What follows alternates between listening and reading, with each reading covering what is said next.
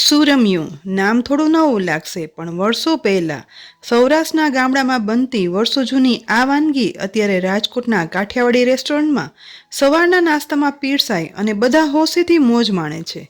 ઉમેરાતી અનોખી હેલ્ધી સામગ્રી બનાવવાની રીતના કારણે એક અલગ જ સ્વાદનું અને બધા જ પોષક તત્વ ધરાવતું સુરમ્યું તો આજે કિચન સિરીઝમાં બનાવશું, અને તેની સાથે જ લીલીછમ કોથમીર અને લીલા મરચાંથી બનતી બે અનોખી સ્વાદિષ્ટ વાનગીની આખી ડીશ બનાવીએ.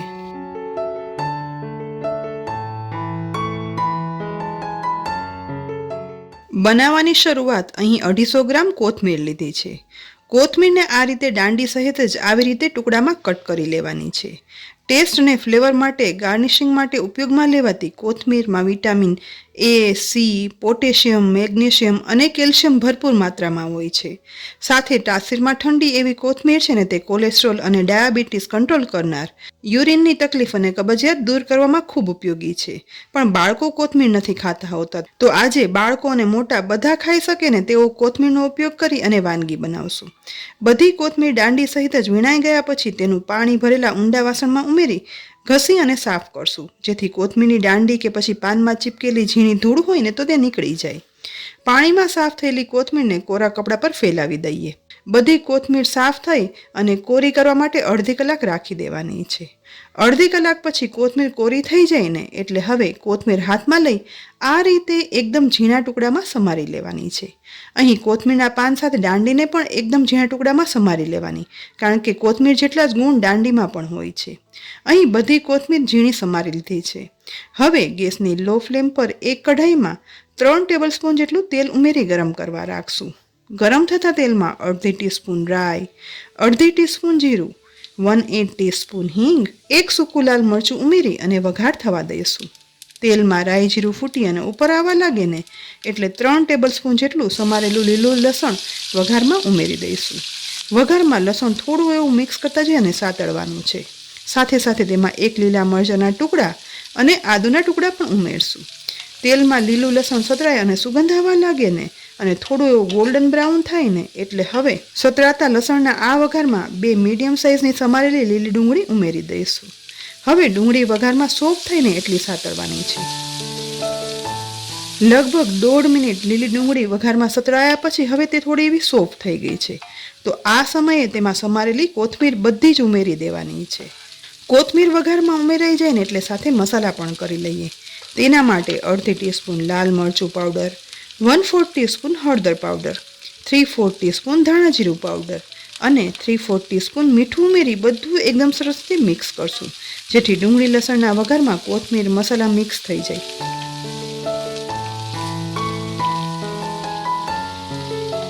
બધું વ્યવસ્થિત મિક્સ થઈ અને લગભગ અડધી મિનિટ સાતળ્યા પછી અડધા લીંબુનો રસ પણ ઉપરથી ઉમેરી દેવાનો છે.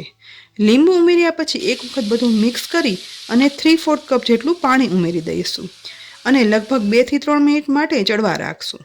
કોથમીર ચડે છે ને એ દરમિયાન 1 ટેબલસ્પૂન બેસન એક વાટકીમાં લઈ લઈએ. તેમાં 1/4 કપ જેટલું પાણી ઉમેરશું અને ચમચી વડે મિક્સ કરી લમ્સ વગરનું બેટર બનાવી લેવાનું છે. સહેજ એવું જ મિક્સ કરતા જુઓ, અહીં લમ્સ વગરનું બેસનનું બેટર બની અને તૈયાર થઈ ગયું છે. બીજી સાઈડ કોથમીર ચડતા પણ જરાય વધારે વાર નથી લાગતી.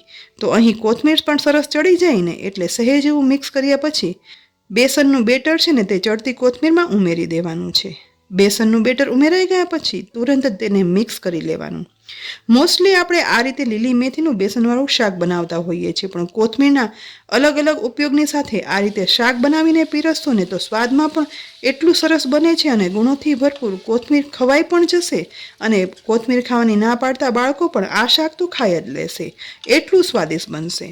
માત્ર અડધી મિનિટ જ મિક્સ કર્યા પછી તુરંત જ કઢાઈને ઢાંકણ ઢાંકી આ રીતે સહેજ વાર જ રાખશું. લગભગ અડધી મિનિટ પછી ફરીથી ઢાંકણ ખોલશું. ઢાંકણ ખોલતા જ જોઈ શકાય છે કે શાકમાં સાઈડમાં તેલ પણ છૂટું પડી ગયું છે, એટલે કે શાકમાં બેસન છે ને તે એકદમ સરસ ચડી ગયો છે. લીલા લસણ, ડુંગળી, મરચાંના વઘાર સાથે એકદમ ટેસ્ટફુલ કોથમીરનું શાક બની અને તૈયાર થઈ ગયું છે. અને આ શાક સાથે ખવાઈને તેવી વર્ષો જૂની વાનગી હવે સુરમ્યું પણ બનાવી લઈએ.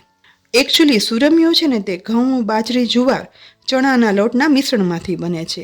પણ આજે મેં અહીં 1 કપ મલ્ટીગ્રેન લોટ લીધો છે, કારણ કે આ મલ્ટીગ્રેન લોટની અંદર ઘઉં, બાજરી, જુવાર, મગ, ચણાની દાળ અને સોયાબીન ઉમેરેલા છે. અને આ હેલ્ધી મલ્ટીગ્રેન લોટ બનાવવાની રીતનો વિડીયો મેં 2 દિવસ પહેલાં જ શેર કર્યો છે. તેની લિંક પણ ડિસ્ક્રિપ્શન બોક્સમાં આપી છે, તો આ લોટ બનાવવાની રીત જરૂરથી જોઈ લેજો. અહીં 1 કપ લોટમાં હવે 2 ટીસ્પૂન જેટલા આદુ, લસણ અને લીલા મરચાંની પેસ્ટ ઉમેરી દેવાની છે. સાથે થોડી એવી સમારેલી લીલી મેથીની ભાજી ઉમેરશું. અહીં પસંદગી પ્રમાણે વધારે કે ઓછી લીલી મેથીની ભાજી ઉમેરી શકાય છે. તેની સાથે અડધી ટીસ્પૂન જીરું, અડધી ટીસ્પૂન લાલ મરચું પાવડર, 1/4 ટીસ્પૂન હળદર પાવડર, અડધી ટીસ્પૂન ધાણા જીરું પાવડર, 1/4 ટીસ્પૂન હિંગ, અડધી ટીસ્પૂન મીઠું ઉમેરી દઈશું. સાથે 2 ટીસ્પૂન જેટલું તેલ પણ ઉમેરવાનું છે. હવે મસાલા અને લીલી મેથી હાથ વડે લોટમાં મિક્સ કરી દેવાના છે. વર્ષો પહેલાં સુરમ્યું છે ને તે ગામડાઓમાં સવારે નાસ્તામાં બનાવવામાં આવતું. અલગ અલગ ભાજી અને મસાલા સાથે ઘઉં, બાજરી, જુવાર, ચણાના લોટ સાથે બનતું આ સુરમ્યું સવારે એક જ વખત નાસ્તામાં ખાઈએ ને તો આ ટેસ્ટીની સાથે હેલ્ધી હોવાથી પચવામાં પણ સહેલું રહે છે અને આખો દિવસ કામ કરવાની શક્તિ પણ આવે છે અને પેટમાં પણ જરાય ભાર નહીં લાગે. બધું મિક્સ થઈ ગયા પછી અડધા કપ પાણીમાંથી જરૂર મુજબનું પાણી ઉમેરતા જઈ અને કડક લોટ બાંધવાનો છે. કારણ કે સુરમ્યું બનાવવા માટેનો લોટ છે ને તે પરોઠાના લોટથી થોડો એવો વધારે કઠણ રાખવાનો હોય છે, પણ હા, ભાખરીના લોટ જેવો છૂટો પણ નથી રાખવાનો હોતો. અહીં હવે કઠણ લોટ બંધાઈ ગયો છે, તો બાંધેલા લોટને માત્ર 10 મિનિટ માટે ઢાંકણ ઢાંકી કૂણવવા રાખી દઈએ. એ દરમિયાન ઝટપટ અને સુરમિયા સાથે ખવાતા વઘારેલા લીલા મરચાં બનાવી લઈએ. તેના માટે મેં અહીં 3 મીડિયમ સાઇઝના મોળા લીલા મરચાં લીધા છે. મરચાંને આ રીતે બીજ કાઢ્યા વગર જ ગોળ ટુકડામાં કટ કરી લઈશું. મરચાં સમારાઈ જાય ને એટલે હવે ગેસની લો ફ્લેમ પર પેનમાં 2 ટીસ્પૂન જેટલું તેલ ગરમ કરવા ઉમેરશું. ગરમ થતા તેલમાં અડધી ટીસ્પૂન સૂકી મેથી દાણા, અડધી ટીસ્પૂન સૂકા ધાણા, 1/4 ટીસ્પૂન હિંગ ઉમેરી વઘારને સહેજ સાતળશું. તુરંત જ વઘારમાં મેથી અને ધાણા ગોલ્ડન બ્રાઉન થવા લાગે ને એટલે સમારેલા મરચાં ઉમેરી દેવાના છે. સાથે જ મસાલામાં 3/4 ટીસ્પૂન ધાણા જીરું પાવડર, અડધી ટીસ્પૂન લાલ મરચું પાવડર, 1/4 ટીસ્પૂન હળદર પાવડર, અડધી ટીસ્પૂન મીઠું અને અડધી ટીસ્પૂન ખાંડ ઉમેરી તુરંત જ બધું મિક્સ કરી માત્ર અડધી મિનિટ માટે સાતળશું. માત્ર 2 થી 3 મિનિટમાં જ બની જતા આ વઘારેલા મરચાં છે ને તે તેમાં ઉમેરાતા સૂકા મેથી દાણા, ધાણાના વઘારના કારણે સ્વાદમાં એકદમ અલગ બને છે. જેથી સુરમિયા સાથે ફક્ત આ વઘારેલા મરચાં ખાવ ને તો પણ એટલી મજા આવી જશે. તૈયાર થયેલા મરચાંને એક નાની ડીશમાં કાઢી લઈએ. હવે બીજી સાઈડ સુરમિયું બનાવવા માટે બાંધેલો લોટ છે ને તે કૂણવાઈ ગયો છે, તો લોટને સહેજ એવો મસળી લઈશું. આટલા લોટમાંથી 3 ભાગ કરી અને ગોળ લુવા બનાવી અને તૈયાર કરી લેવાના છે.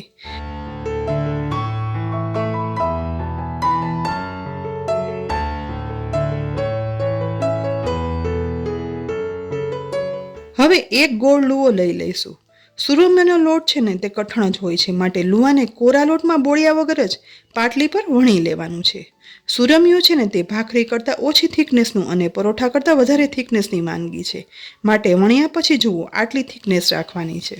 સુરમિયું વણાઈ અને તૈયાર થઈ ગયું છે, તો વણાયેલા સુરમિયાને ગેસની મીડિયમ ફ્લેમ પર ગરમ થતી નોનસ્ટિક માટીની તાવડીમાં શેકવા માટે રાખી દઈશું. સુરમિયું શેકવાની એક ખાસ રીત છે, માટે એક સાઈડ લગભગ 1 મિનિટ શેકાયા પછી સાઈડ ચેન્જ કરી લઈશું અને ત્યાર પછી તાવડીમાં જ સુરમિયાની આસપાસ ચોખ્ખું ઘી ઉમેરી દઈશું. હવે ગેસની મીડિયમ ફ્લેમ પર જ આ રીતે તવેથા વડે સાઈડ ચેન્જ કરતા જઈ અને પ્રેસ કરતા જઈ અને સુરમિયું અંદર સુધી ચડી જઈને ત્યાં સુધી શેકવાનું છે. નોનસ્ટિક તાવડી પર આ રીતે પ્રેસ કરીને શેકતા હવે લગભગ 1.5 થી 2 મિનિટ જેવો સમય થઈ ગયો છે. ઉપરથી લાઇટ ગોલ્ડન બ્રાઉન પડ સાથે સુરમિયું અંદર સુધી શેકાવાની એકદમ સુગંધ પણ આવવા લાગી છે. તો તૈયાર થયેલા સુરમિયાને ગેસ પરથી નીચે ઉતારી અને ડીશમાં રાખી દઈએ. આ જ રીતે બાકીના લુવામાંથી પણ સુરમિયા બનાવી અને તૈયાર કરી લઈશું. થેપલા, ભાખરી કે પરોઠા કરતાં એકદમ અલગ સ્વાદના અને વધારે સ્વાદિષ્ટ બનતું સુરમિયું સવારે કે સાંજે એક જ ખાશો ને તો એક જ વાનગીમાં બધા ગુણો મળી રહેશે, પેટ પણ ભરાશે અને પેટમાં ભાર પણ નહીં લાગે. સાથે સ્વાદમાં પણ એટલું સરસ ને કે નાના મોટા બધાને ભાવશે. તૈયાર થયેલા સુરમિયાના આ રીતે 4 ટુકડા કર્યા પછી તેને હવે પીરસી પણ લઈએ. તો ડીશમાં પ્રથમ ગરમા ગરમ સ્વાદિષ્ટ બેસનના લોટનું બનાવેલું કોથમીરનું શાક પીરસી લઈએ. શાક સાથે જ વઘારેલા લીલા મરચાં પીરસશું. અને છેલ્લે આ ડીશની ખાસ આઈટમ એટલે કે સુરમિયું પણ પીરસી લઈએ. એક અનોખા સ્વાદ સાથેની આ થાળી હેલ્ધી તો છે જ. શિયાળામાં શું 12 માસ બનાવી અને પીરસશો ને તો ઘરમાં નાના મોટા બધાને ભાવશે અને પેટ પણ ભરાશે. ફ્રેન્ડ્સ, વર્ષો જૂની વાનગી સુરમિયા સાથે કોથમીરનું એકદમ ટેસ્ટફુલ શાક, અનોખા વઘારના મરચાંની આ આખી થાળી તમને કેવી લાગી? રેસિપી ગમી હોય ને તો લાઈક કરી અને શેર કરજો. સાથે જ આ રેસિપી એકવાર જરૂરથી બનાવજો પણ ખરા. તેની સાથે અમારી યુટ્યુબ ચેનલને સબસ્ક્રાઈબ કરી લેજો અને અમારા ફેસબુક પેજને લાઈક કરી અને ફોલો કરજો, જેથી આવી અનેક નવી, જૂની અને ઉપયોગી રેસિપીના અપડેટ્સ તમને તુરંત જ મળે. ફરી મળશું ઉપયોગી રેસિપી સાથે. ત્યાં સુધી આવજો.